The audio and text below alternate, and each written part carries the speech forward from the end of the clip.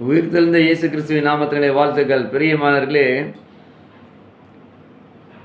பொதுவாக நம்முடைய வாழ்க்கையிலே எல்லாரும் சகோதரர்கள், சகோதரிகள், வேலை ஸ்தலத்திலையும் சரி, பிஸ்னஸ்லையும் சரி,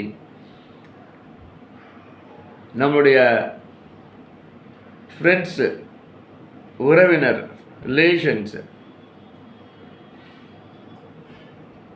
வாழும் இடத்துல கூட நம்ம முதன்மையாக இருக்கணும், நான் தான் ஃபஸ்ட்டு இருக்கணும், நான் தான் பெரியவனாக இருக்கணும் அப்படின்னு நம்ம நினைக்கக்கூடும் அல்லவா? அதாவது எல்லாருக்கும் நம்ம ஒரு லீடராக இருக்கணும்னு ஆசை. அது நல்லது தான். ஆண்டவர் என்ன சொல்லியிருக்காரு? உன்னை கீழாக்காமல் மேலாக்குவேன்னு தான் சொல்லியிருக்காரு. உன்னை வாழாக்காமல் தலையாக்குவேன்னு தான் சொல்லியிருக்காரு. அப்போ நம்மளுக்கு லீடர்ஷிப் குவாலிட்டி இருக்கணும், நம்ம ஒரு தலைவனாக இருக்கணும்னு நினைக்கிறது தப்பு இல்லை. ஆனால் ஆண்டவர் என்ன சொல்றாரு? நீ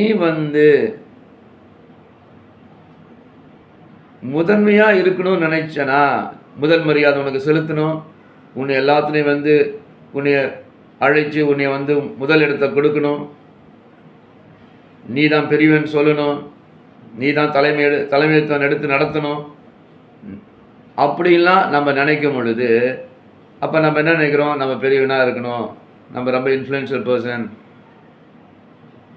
அப்படின்னு நினைக்கும் பொழுது ஆண்டவர் என்ன சொல்கிறாரு? நீ கடைசியில் போய் இருப்பா, நீ கடைசியில் இருக்கிறவனாக இரு.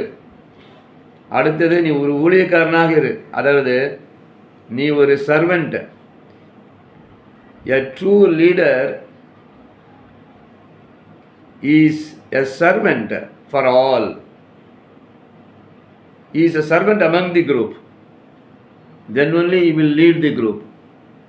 அதுபோல் ஆண்டவர் வேதாமத்தில் சொல்கிறாரு, நான் முதன்மையாக இருக்கணும், நான் பெரியவனாக இருக்கணும்னு நினச்சிங்கன்னா நீங்கள் கடைசியாக இருக்கிறவனாகவும் வேலைக்காரனாக இருக்க நீங்கள் முற்படுங்க. அப்போது நீங்கள் பெரியவங்களாக இருப்பீங்கன்னு ஆண்டவர் சொல்கிறார். அல்லேலூயா, ஹல்லேலூயா. எவ்வளோ அருமையான ஒரு பாருங்கள், தாழ்த்த சொல்கிறாரு நம்ம.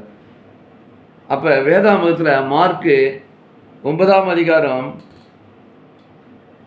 35 படிக்கும் பொழுது, எவராகிலும் முதன்மையாக இருக்க விரும்பினால் அவன் எல்லாருக்கும் கடையானவனும் எல்லாருக்கும் ஊழியக்காரனாகவும் இருக்க கடவன் என்று சொல்லி. அல்லேலூயா. பாருங்க என்ன சொல்றாரு? நீ ஃபஸ்ட்டு இருக்கணும், நீ தான் பெரிய ஆளாக உன்னை நினைக்கணும், நான் ஒரு கேப்டன் மாதிரி ஒரு லீடர் மாதிரி அப்படின்னு நினச்சிங்கன்னா நீங்கள் ஃபஸ்ட்டு ஒரு சர்வ